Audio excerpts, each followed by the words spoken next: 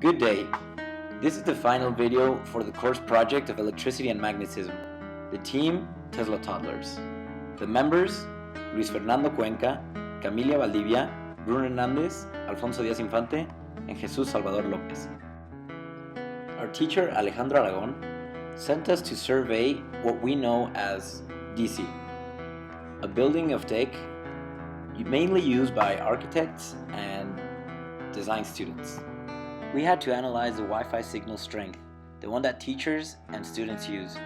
We had to see which parts of the building had the strongest signals and the weakest ones as well.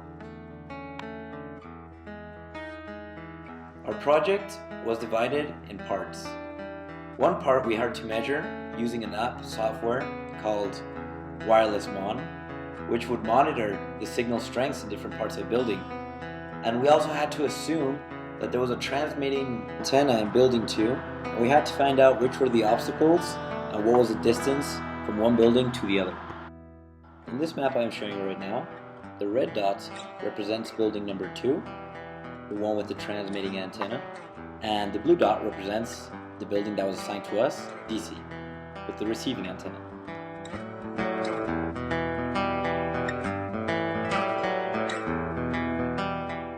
We also had to see if there was any obstacle that could affect the wave in any meaningful manner.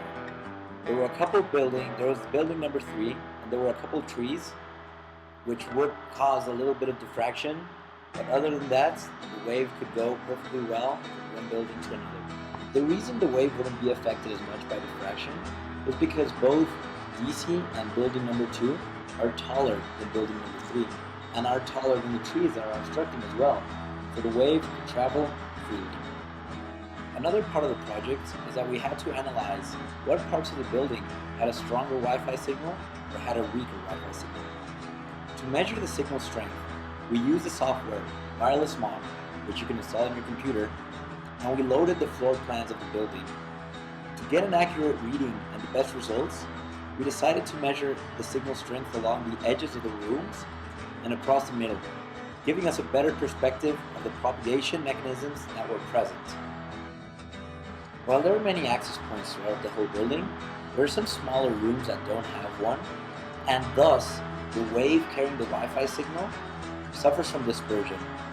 This doesn't mean that the small rooms don't get signal, but they have a weaker signal because it's bouncing all around.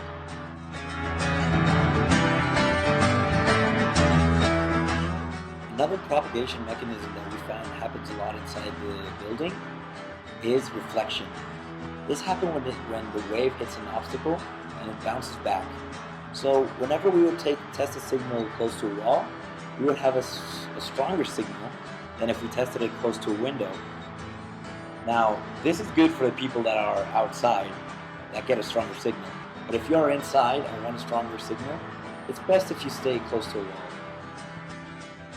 I speak for the whole team when I say that we enjoyed this project because it helped us reinforce our knowledge in waves, the electromagnetic waves, and it helped us understand better how waves interact with solid objects and how they can bounce off or even go around.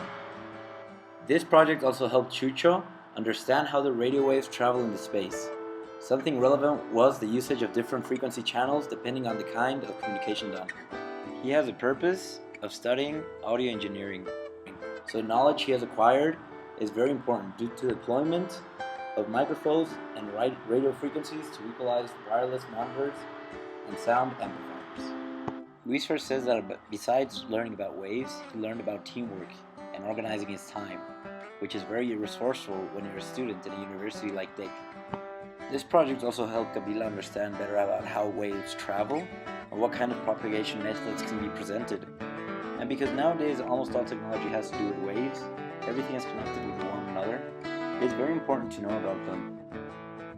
And finally, Alfonso learned obviously about radio waves and the propagation mechanisms and the way waves travel and what can interfere with them. But Alfonso has an interest in being a network engineer, and knowing about networks and wireless networking is very important, and that's something that he learned very well in this course and in this project. As a team, we would like to thank Alejandro Aragon because he left us with a project that helped us learn a lot. he was very supportive in the way he gave his very honest feedback, and he can now rest easy knowing that at least this team learned a lot about radio waves thanks to him. So that is our project's conclusion, with a personal conclusion at the end. I hope you really enjoyed this video. See you next time.